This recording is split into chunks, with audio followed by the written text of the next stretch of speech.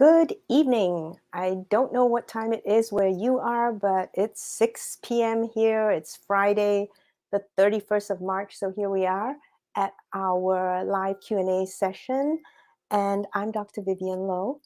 I first of all want to welcome everyone here and just remind people if you have questions, if you have comments or any suggestions, just feel free to type it in the chat area and I should be able to see your comments.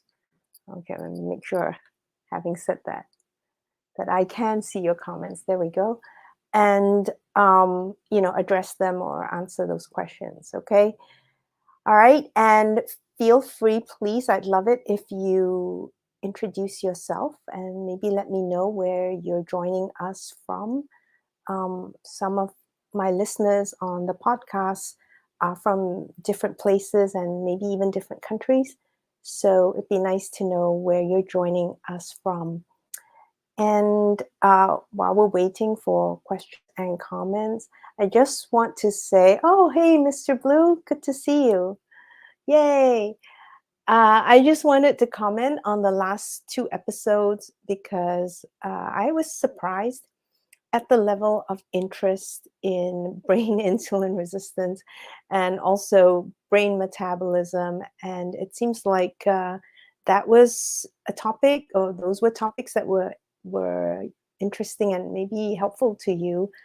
There's still so much more about brain insulin resistance and also brain metabolism. As I said in that episode, we only looked at neutrophils and astrocytes, yeah, and we didn't address other glial cells like the oligodendrocytes and the microglia.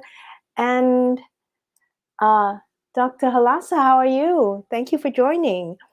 um, and those might have different metabolic patterns, and the more we know, the more we can maybe kind of think about different disease processes in the brain differently. So for example, knowing that there's great glucose hypometabolism in the brain with neurodegenerative diseases, and realizing that most of the glucose goes first directly to astrocytes, then when we look at those neurodegenerative diseases, perhaps we should be focusing on the astrocytes, right? Because when you look at things like Alzheimer's and Parkinson's and so forth, a lot of people and most of the studies are focusing on neurons, and trying to understand why there's this hypometabolism with glucose and how does that work.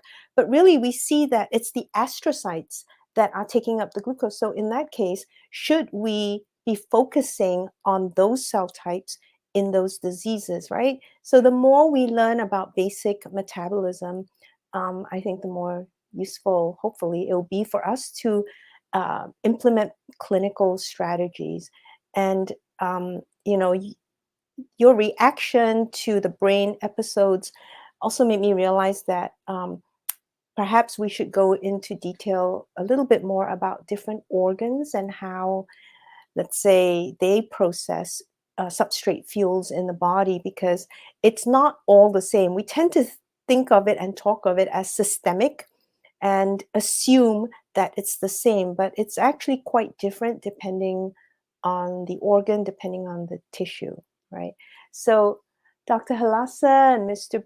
Blue have joined us, and if you have comments for me or questions, I'd really love to hear them, or anything that you can add that might be of interest to everyone, because obviously I'm still learning.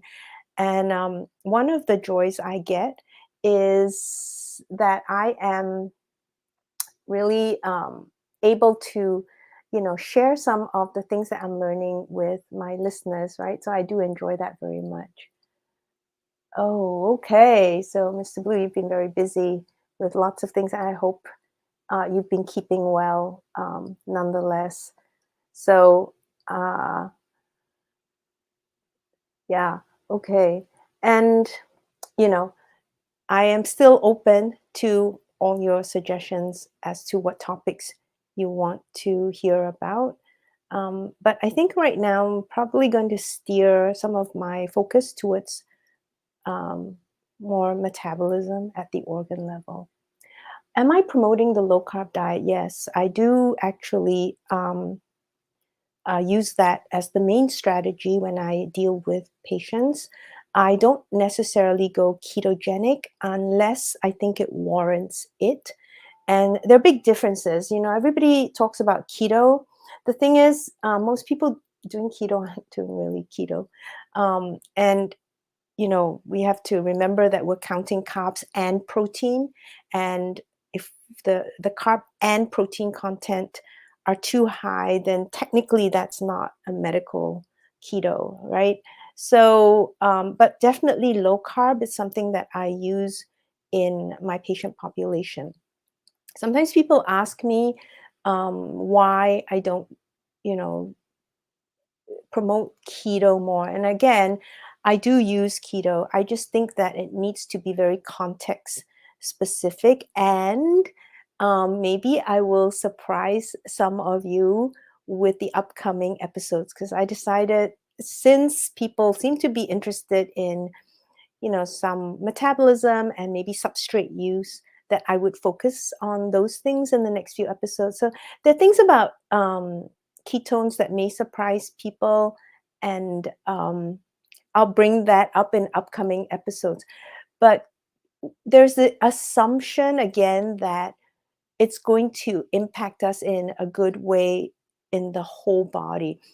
But again, the substrate use in organs is very dependent on the organ. Topic of discussion would be organ metabolism and substrate use. And oh, hi, Jean. Good to see you. Substrate use in different organ systems, and maybe looking at insulin resistance at different tissue levels. Yeah, because like I said, we assume it's whole body is the same, and it's actually quite different. As you saw in the brain episode is quite different. Brain insulin resistance is very different from central insulin resistance. Yeah, so that's going to be where the focus is, at least for the next few episodes. And again, whatever people feel would be helpful, um, I'd love to hear about that. Dr. Halasa, do you use low carb as well with your patients? Because I'm always curious to know what people use with their patient population, and what their thoughts are. And part of the reason I'm doing the podcast is to stimulate more conversation and thought around those subjects, right? Just because it tends to be very polarized, low carb, and then the other ways of eating bad, right? Ketogenic good and everything else bad. And all I'm saying is that it's helpful always and more scientific to look at both sides of the story. Okay, so you do use low carb strategies. Yeah, I do myself, but I think it's a good exercise to, kind of look at the other side and look at the data with an unbiased eye. Obviously, it's very hard to be unbiased because I already told you I prefer low carb strategy, so I am biased, right? But to the best of my ability, there's always something you can learn from studies that seem to imply otherwise, that maybe a higher carb is better and all that. I always look at it with an open eye and try to learn something from those studies rather than just kind of shoot down other people's thoughts about it. I think we need to just open things up for um, a better discussion. Maya, hi, how are you? So anybody else with thoughts on what we should be doing, what strategies we should be using in terms of reversal of disease or preventing chronic diseases, or maybe even in terms of education for our patients? Planning an episode dedicated to autoimmune ailments. Yes, Mr. Blue, absolutely. Which is why I know they weren't maybe as popular. I did those basic kind of foundational episodes on the immune system. So I addressed the innate immune system and, the cells of the adaptive system, the T cells and the B cells, just to have that foundation. Because sometimes when we don't set the foundation and agree on what we're talking about, and then we go into a discussion, that's oftentimes when I see people get fuzzy, right? So understanding or having a common language that we agree on, the context in which we are discussing something, I think is really important. So I did those immune episodes, very basic, and mostly I only dealt with the cells of the immune system, although in the innate episode, I did talk about the complement system, which is, a protein system. But ideally, we would have a little bit more on the immune system before I talk about autoimmune disease, but maybe we'll just plunge into those. And again, autoimmune diseases, huge kind of category, right? So many. Of course, I suppose the iconic one would be rheumatoid arthritis. And yeah, and then I rheumatoid arthritis would be probably something very good model to use and think about chronic diseases and autoimmune diseases, right? But I personally, I have an interest in vasculitis. So that's basically autoimmune system affecting the blood, the blood vasculature, the blood vessels in your body. So I, maybe I'll focus on that as well. And Dr. Halasa is telling us he's the founder of Chronic Diseases Prevention and Management Centers. That's wonderful. We need more of you because, we're just drowning in chronic diseases, as you know. Yeah, yeah, Mr. Blue. I just want to make sure we had some basic information on the immune cells, and then we can go into it. Because when I start talking about T cells and Th17 and one or two, at least we just have a base of what we are talking about, right? Because different cell subsets will have different sort of secretion profiles and so forth.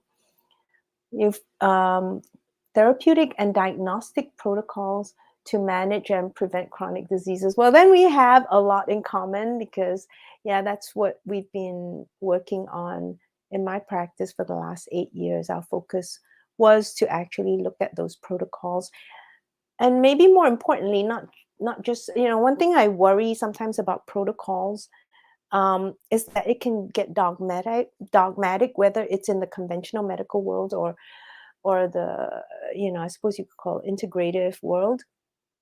I don't like the term integrative or functional, by the way, and not because I don't think it's important.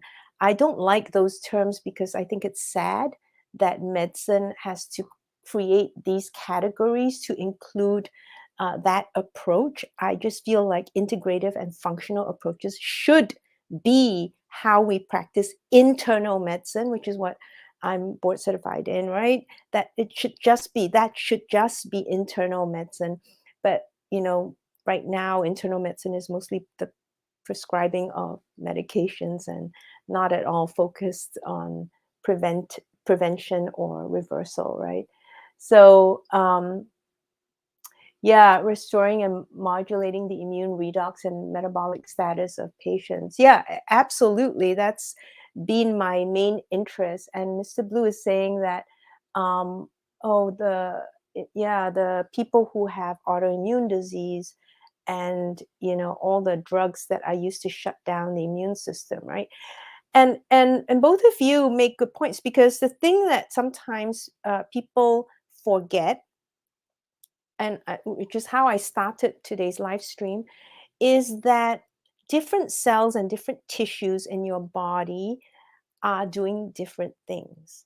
Okay, so so let's take the immune system again. That immunometabolism is really where I, spend most of my thinking time. We have to realize most people want to shut down the immune system and get autoimmune effects, sorry, anti-inflammatory effects in the body, right? Anti-inflammation in the body. But the truth is that we have to have both, and that's a homeostasis situation, right?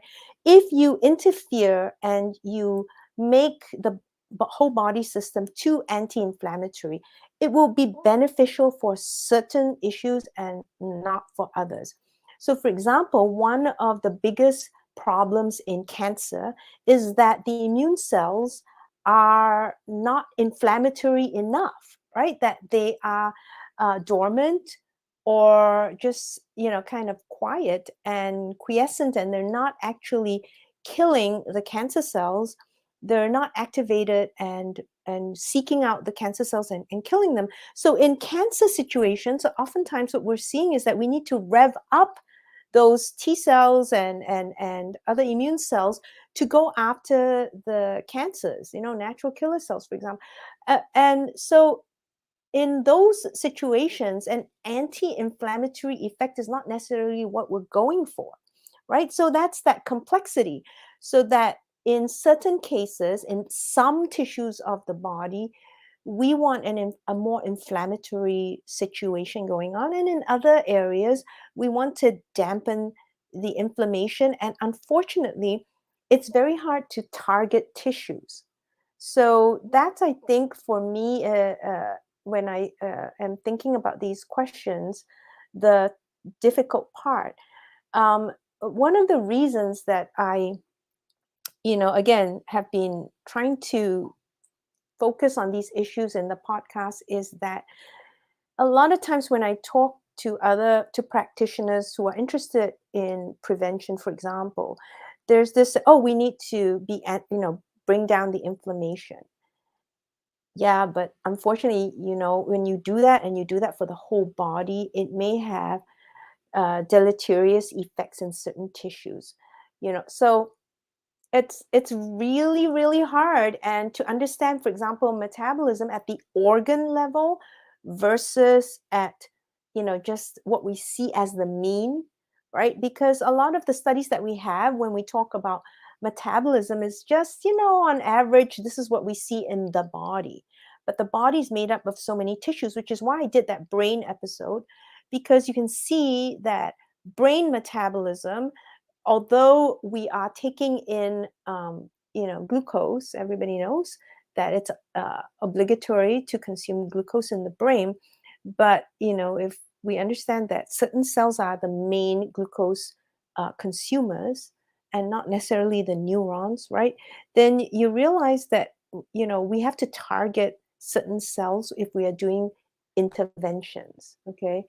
Um, yeah, there are many different, yes, and that we covered in the T cell episode with T1, Th2, and T helper 17 subsets of cytokines, and whether it's tolerance protocols, or tolerance immunity that's being brought on.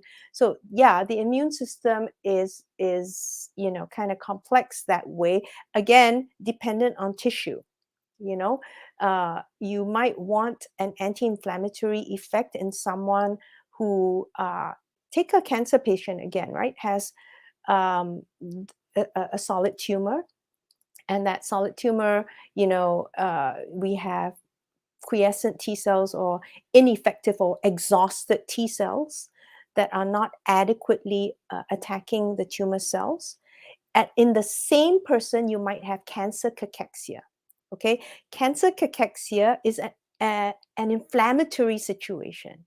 Okay, so now you have someone with, an inflammatory, really an accelerated inflammatory situation with the cancer cachexia, where they're breaking down their fat and their muscle tissues.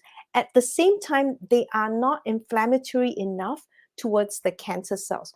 Now, so whatever strategies you give, you can only give right now that I know of. We can't target certain cells or tissues easily. So now you're going to give a whole body effect. So what are you going to choose? A more inflammatory and affect the cachexia? 20% of patients die of the cachexia alone, not related to the cancer, just the cachexia, the wasting alone. 20% of cancer patients die purely from the wasting. Okay, so you might say for that 20%, we have to decrease the inflammation. At the same time, the solid tumor they may have is really having a problem with the immune cells not being inflammatory enough. How do you address that situation, right? That's the complexity, as I'm sure you know, and that's why it's hard, right? And interesting also what you say about oxytocin, Dr. Halasa, because I think this the other thing that needs to maybe we need to open up for discussion a lot more. These hormones, usually, let's take oxytocin. Oxytocin we tend to think of it as a hormone, and it goes into the blood and so forth. But local cells can produce oxytocin. And so local autocrine and paracrine effects are pretty important, and we've ignored that. Immune cells produce oxytocin. Okay, my favorite cell, macrophages, as you all know, produce oxytocin, right? So we're only directing hormonal, like, in the blood, systemic oxytocin. But at the same time, how do you address oxytocin within immune cells? Yeah. And metabolic switches within immune cells. That's the complexity that I think is challenging. Yeah. So it's very true that we can attack cancer cells, but in the same body, we have, a highly inflammatory situation, right? With the breakdown of muscle tissue, breakdown of fat. So we can try to rev up the immune system with to stimulate these immune cells to kill the cancer cells. But when you do that, you revved up the system. You're also going to break down more tissue in the body. And like I said, 20% die just of that cachexia, that wasting, right? So, very interesting. I'm glad you brought that up. That makes it very interesting kind of to discuss. And, we need more practitioners like you to really think about these issues in a bigger context and not just simplistic models that, oh, it's this one thing and then we do that, right? It's that thing. I mean, the keto diet, for example, very, very important. As I said, like to use it in certain contexts, right? But if you look at cancer metabolism, some cancers are actually feeding off of fats, right? Lipid metabolism is actually very important in a lot of cancer metabolism, right? And so then you have that problem as well. So if you're giving keto, okay, so it's higher fat content, but the cancers are also like it. So it's very, with cancer metabolism, very tissue specific. A pancreatic cancer is not the same as a breast cancer, is not the same as a central nervous system tumor, right? Like a glioma or something. So that's again the complexity, and that was why after people got really excited about the Warburg effect and started trying to implement ketogenic diets for all cancers, the results are so mixed. It's really hard to come up. And then we realize that there's a lot of different metabolic fuels being utilized depending on the type of cancer, right? So yeah, there are some pretty good books, textbooks on cancer metabolism, and there are some big experts that I hope to bring on as guests. So starting to line up some guests, and then maybe we'll get some interesting conversations going there to see, right? Yeah. Oh, yeah, Mr. Blue. Yes, oxytocin. Very interesting, right?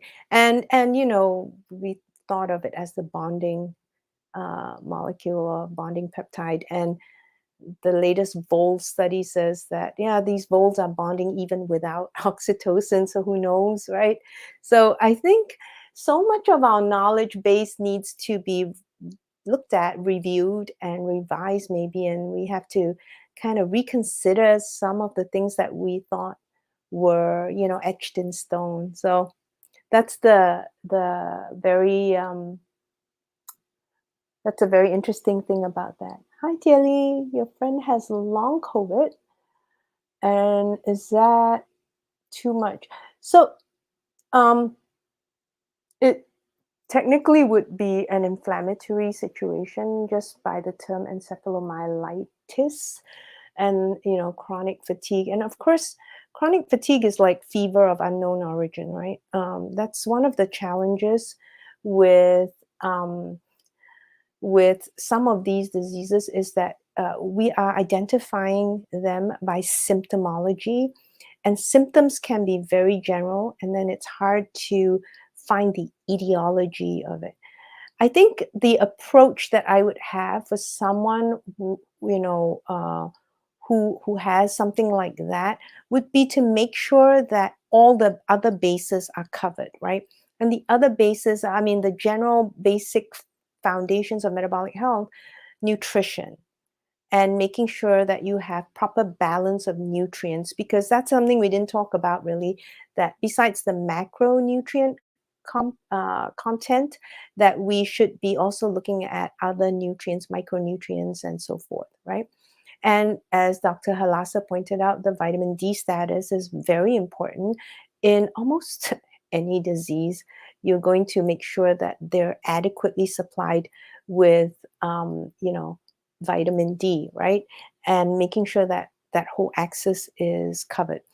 Then, besides nutrition, sleep, right? Management of sleep, because your immune system responds very much to sleep. And, in fact, we almost reset our immune system as we go through a sleep wake cycle, right?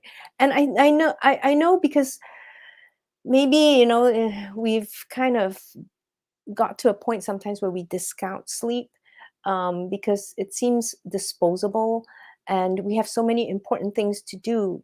But sleep itself is vital for resetting and keeping your immune system in balance. As I said, actually, at night is when you rev up your immune system a little bit.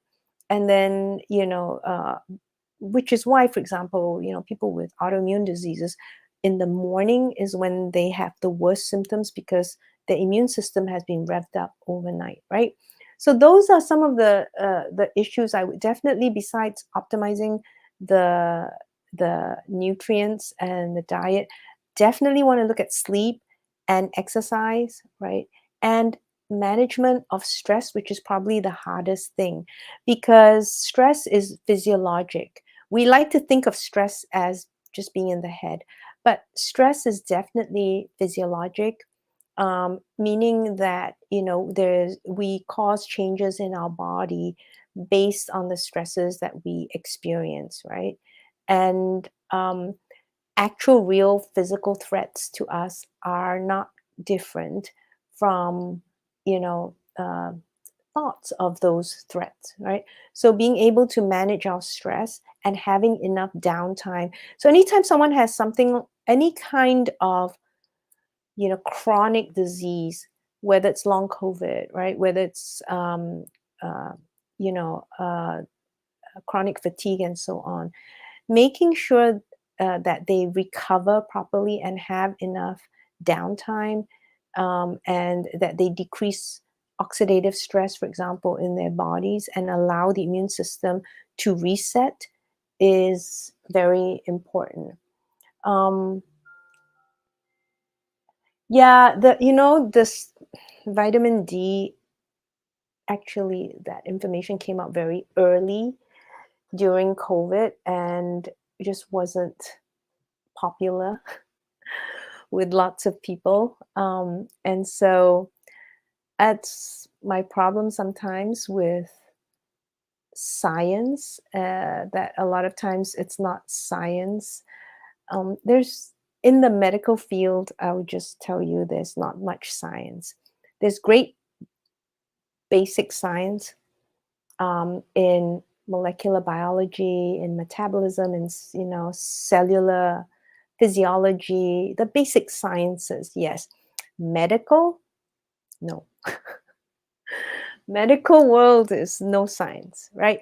Almost every medical, okay, every medical study, if you think about it, even the RCTs, at best, they are just observational, right? We have an intervention, we observe the effects, and then we don't quite know. And then we assume that this is what's happening in the whole body. Okay, to my point that, we don't actually strategize and think about different organ systems and what's going on, right? So we make those kinds of assumptions. And unfortunately, we don't stress science in the medical world. We stress algorithms, right? And algorithms, you probably don't have to go to medical school to follow an algorithm, because an algorithm is basically something that says if you see X, then do Y, right? And just take what was that one? The statin calculator. Okay. That one, just pick anyone off the street, anyone. Okay. Anyone off the street. And all they have to do is enter, age, whatever, what's this, cholesterol, whatever. Just enter all those numbers, click, and then the calculator says, yes, you should prescribe X. That's it. Right. So, um, not a lot of science. There's no science. Okay, I'll just be blunt. There's no science there. And following an algorithm does not really involve thinking, because the whole idea behind an algorithm is you don't need to think. And right now, all of medical practice is algorithm based, right? Not really outcomes based, I have to say, right? Medical practice. That's just been my experience, yeah. And that's why it's sometimes a little disheartening. We have, the Dr. Halasas of the world that enjoy the science and want to know about the science. And then we have the vast majority of the world that just follows the algorithm. So we hope, we better pray that algorithm is worth something, right? So what are my thoughts, Maya is asking, on taking melatonin to help with insomnia? So melatonin is not going so melatonin, as I've mentioned, is the hormone of darkness, and it's setting your clock, right? So typically people relate it to sleep, because when it gets dark is when we sleep, right? If you were a mouse, when it's light is when you sleep, and when it gets dark is when you're awake. So I think one way, Maya, to think about it is not to look at melatonin as something that helps with sleep. It's first and foremost something that regulates sleep wake cycles, okay? Day night cycles, circadian rhythm. So that's why I keep focusing on saying that melatonin is truly the hormone of darkness, not the hormone of sleep, not the hormone of insomnia, anti-insomnia, right? But it's really the hormone of darkness, because whatever species you are, you have melatonin produced in your body, and when you perceive melatonin in your bloodstream, then it tells you what to do because it's dark. So if you're a bat, right, that's Dracula time, right? So if you're a bat, go out and hunt because it's nighttime, right? And as humans, then we're supposed to sleep. So having said that, I do think that most people have sort of circadian dysregulation, and therefore melatonin can be helpful in regulating our circadian cycles, right? Because we have a lot of light pollution, light noise at night, right? Generally, we're supposed to have relative dark at night, but because of artificial lighting, for example, we have the inability to actually regulate by light right now. Okay. And people are up all night. We go against our natural cycles because of our schedules, for example. So if you have an exam, you may be staying up and pushing yourself, and then you're dysregulated, right? So that's when I think melatonin can be very helpful. And I mentioned recently, because I was in a podcast interview, melatonin actually increases interleukin 6, tumor necrosis factor alpha. It increases inflammation, right? Which is exactly what should happen at night. As a human being, you should have that rev up, and that's when your immune system is doing the tumor surveillance, for example, Okay, so you do get that rev up at night. So that's a melatonin effect as well. Yeah. And it's been used adjunctively in chemotherapy, for example, because you want to help rev up the immune system a little bit. Yeah. Wake up the immune system a little bit. So, some centers do use high dose melatonin for that reason. So, that's um, my thoughts on melatonin in terms of, how it may help you with the sleep. Um, Yeah, we Mr. Blue is talking about the blood pressure where we're adjusting the blood pressure to see if we can prescribe more. Yeah, and it's I actually it's very sad because we have to as physicians do these CMEs, and half of them are just bloody boring, but the other half is also, probably shouldn't say this, but bloody idiotic. So, you're stuck between the boring and the idiotic, and what do you do? Um, I tell all med students just do it because you have to keep your license. Just do it, But honestly, it's a waste of time sometimes. Some of this stuff, yeah, because I just feel like why are we half the information is not helpful, right? And it's mostly again promoting some kind of algorithm. So when you see X give Y, that kind of situation, which I don't think is worth spending an hour on with my CME time. So that's just my thoughts, and I'm sure some of you might agree with me on that, right? But unfortunately, those of us in the field, we just kind of have to go with it. Yeah. I always say they understand how much stress providers have and how we're swamped with paperwork and stuff like that. And so the solution that most of these people have for managing burnout in providers is kind of interesting because the solution generally tends to be they give you a yoga coupon and tell you to meditate, and they give you more paperwork to do. Okay, they already identify that the paperwork is overburdening you, but the solution is let's just give them more. So they stop thinking, they're too tired to think, and they'll just follow an algorithm. And here's a yoga coupon. So I don't even know what to say. I don't know where to start. Yeah, I mean, unfortunately, we are kind of, here to serve pharma. Very sad to say.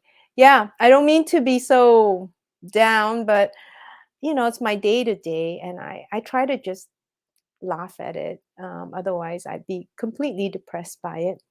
And I still have to exist within the system, so that's where we are. But many people don't really see the consequences of lifestyle and their chronic diseases, right? So most people who have long COVID, when they go into uh, long COVID um, or other manifestations of chronic diseases that seem to be very difficult to manage, no matter what, I always say you got to have the foundation. So we have to address the sleep, the nutrition, the exercise, the stress management, okay? And then anything that you add to that can only work better and give you a better chance of, you know, recovering or at least having better relief of symptoms, right? So, I work with a very sort of motivated and ambitious population, kind of go-getters of patients, and it's hard to they know intellectually they need to have downtime, that they need to maybe kind of dial down their schedule and so forth, and yet at the same time they're unable to relinquish that kind of lifestyle, knowing that that kind of lifestyle is promoting some of the dysfunction as well. um Jean, you want me to talk about vitamin K too? I definitely will, and I'll do an episode on K2. I always think that, okay, most people know, but you know what? The brain episodes were a lesson to me. Um, and so definitely K2, I'll talk about it, especially in conjunction with vitamin D. And maybe I'll talk about it in the context, especially of renal disease and a very specific type of atherosclerosis that renal patients get. So, renal atherosclerosis is different than the regular cardiac atherosclerosis that we think about. So we know that most renal patients have atherosclerosis, but their atherosclerosis involves a different part of the blood vessel wall.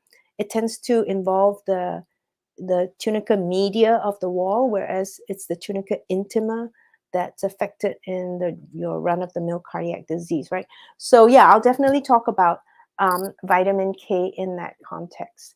And okay, I'm not sure how to pronounce your name, but you're it's Aka Maehu, I hope. I hope I didn't butcher it. But anyway, you want to know what medications are my most frequently prescribed and for what symptoms. Okay, uh, I worry about a lot of times people ask me for my specific, what do you do or what do you use, or actually even worse, what I personally do. I try not to talk about that because I am not most people. Most people are not like me. Everybody's different.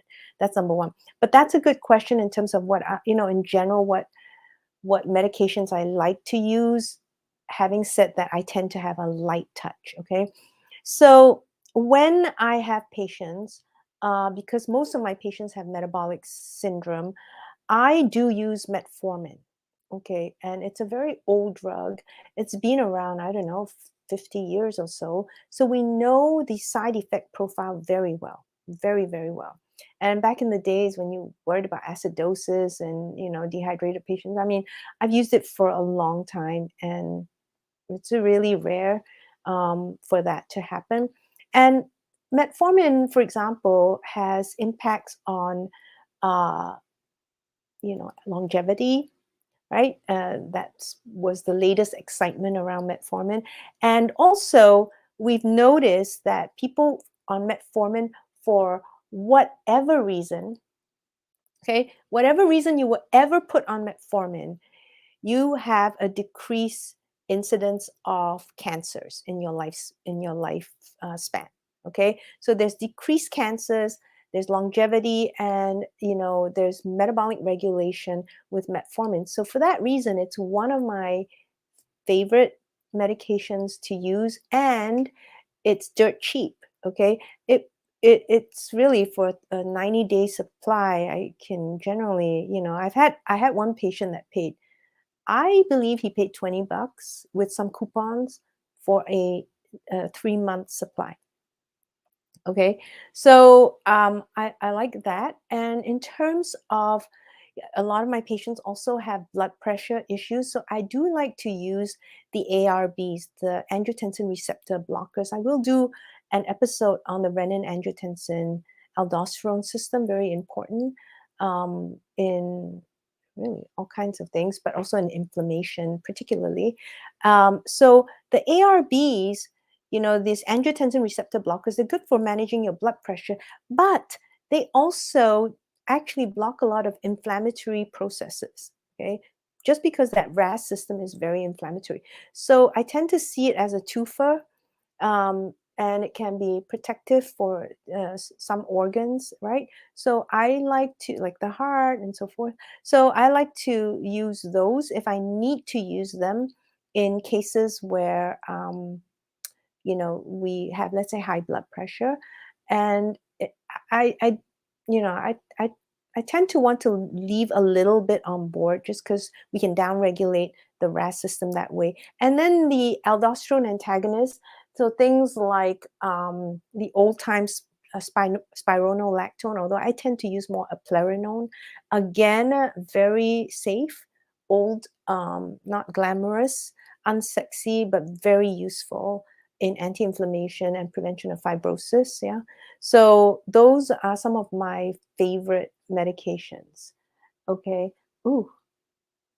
Okay. I passed the pronunciation test. Um, yes, the iron buildup in the brain, Mr. Blue, from alcohol use. Yeah, that was a big surprise. And I do want to do a whole episode on iron because that has profound implications on metabolism and inflammation in the body. So I definitely want to do that. So those are things that I also learned when I was preparing those episodes. Again, it's fun to be able to do that now on the podcast and to interact with all of you because I often will get excited when I read about these things and there's no one to talk to. I mean, there's always Driss and Anna, right? And then poor Driss and Anna have to listen to me all day. So now I get to stare in a screen and tell all of you and share some of that and then get to, kind of have a nice discussion with you. So that's something that I really value and I have great fun with that. And as I said, upcoming, I want to focus more on tissue, different organ metabolism. That's one. And I want to look at ketones. You know, I want to say, first of all, that I do like using low carb and I do promote the ketogenic diet, especially in certain therapeutic uses. I generally don't have my patients stay in ketosis forever as a whole life kind of thing. And there might be reasons for that. Okay. So looking at ketone bodies and looking at how they may impact the body. The mTOR episode, I hope people had a chance to look at because that was an introduction to further episodes on nutrient regulation. Yeah. Because what I was hoping people would get from the mTOR episode was that, yes, we have mTOR and we went over that in the episode and it's very important. But, and interestingly, the inputs for mTOR are growth factors like insulin and nutrients like glucose, right? Nutrients like amino acids, right? Nutrients like cholesterol. Okay. So we don't think about anything aside from leucine, but it's really a whole range of nutrients and also growth factors. Yeah. And, energy levels. So, how much ATP. Yeah. It's a regulator of metabolism and therefore it has, a sensing capacity for all those things because those will activate or deactivate it. Right. So I use that episode just to lay the foundation. But again, nutrient sensing is really important in metabolism, right? And if we don't understand that, then we'll just talk about, okay, have fatty acids, or okay, use ketones, or okay, whatever, glucose does this. But we're not really understanding at the cell level what the cell is trying to do. And it's very different from what we might think it's trying to do. The cell has so many decisions to make. It's not just like, oh, inflammation, anti-inflammation, right? The cell has to, okay, supply energy, right? It has to decide when to grow, when not to grow. How do we reroute this energy? Let's say in times of nutrient deficiency, how do we reroute our metabolic processes? Okay, what do we shut down? It's kind of like when you spend too much money, then you have to cut your expenses. You have to sit there and go, well, what's going to go? Is the Netflix going to go? What's going to go? What's not important? And then what are we going to prioritize, our money towards, right? So your cell has to make those decisions. And so now is not the time for you to join the golf club, for example. Okay, so it has these different decisions to make at any one point in time.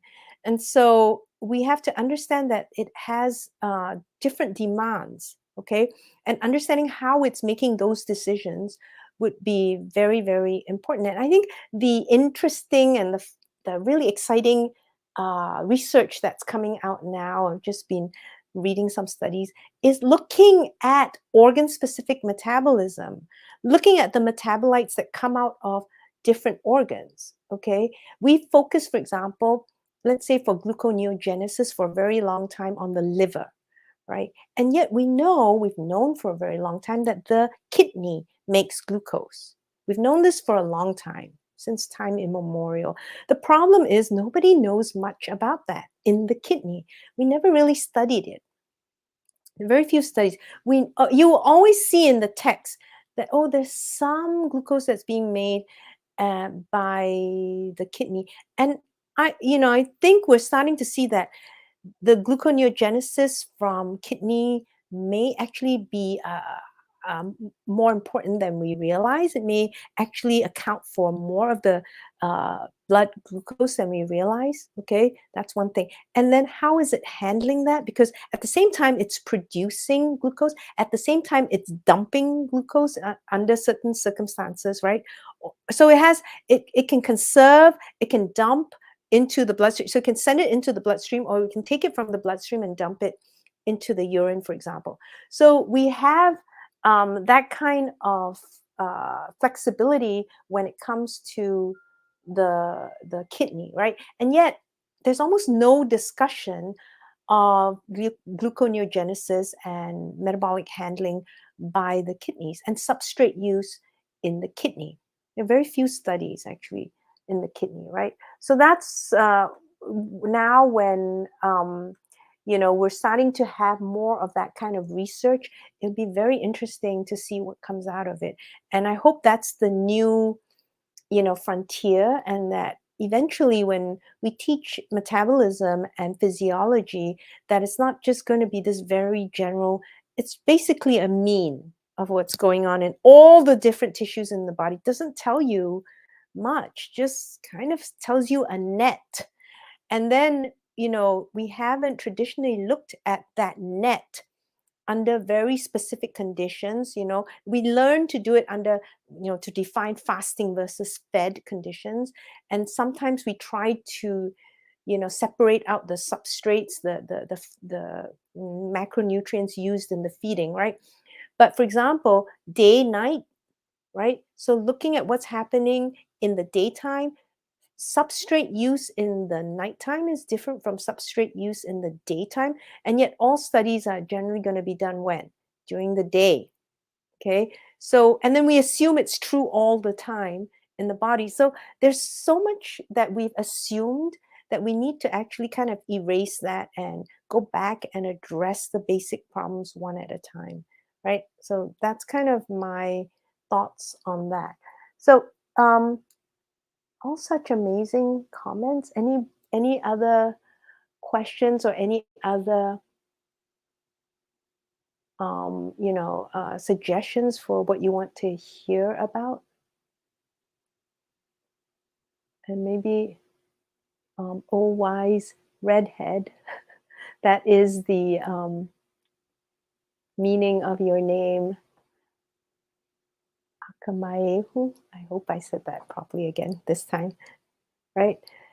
Anybody else with questions or suggestions for me? And in terms of guests, I just want to point out I've started to kind of I reached out to the first guest and so forth. Um, I'm looking to talk to scientists in those really right at the frontier, right, who are asking those very interesting questions and discovering things that kind of blow our minds because we assumed otherwise for such a long time. So the people that I really want to highlight are people who oftentimes they don't get much of a spotlight on them, but they're doing the most important work, and they're really changing how we think about the human body. They're changing how we approach the human body. And so those are the people, very important work in cellular metabolism, very important work in energetics, important work also in conceptual thinking. I think, I personally would like to have conversations with those people. Yes, I have you down, Mr. Blue, for skin. Okay, I did not forget. I have this list that's growing, and so the thing about it is when I have this um the sleep deprivation. Okay, the sleep deprivation promote gray hair? Okay, stress definitely does impact the graying of hair, and if you deprive yourself of sleep, that would be a huge physiologic stress on the body, right? So I would say, yeah. It, I don't know the direct mechanisms, but I will say that if we look at it at a high level, that anytime you impose, stress, oxidative stress on the body, then you're going to, have, let's say, graying of hair. But for the different episodes, when someone makes a request, the hard part for me is how do I line it up? Meaning, I want to get to, let's say, an episode on skin, right? So, in the skin, the different cells in the skin, especially immune cells in the skin, are important, for example, right? So we want to talk about skin, and to me, just off the top of my head, there's a couple of things already. I think of the immune cells because this is your first encounter with the outside world, right? Skin and it's an interface between outside world and your body. So that's one. And the other thing is it's sensory inputs because it's giving information to the brain. Okay. So, how it interacts with the central nervous system. So, those are the two main things I'm thinking of straight away when I think skin.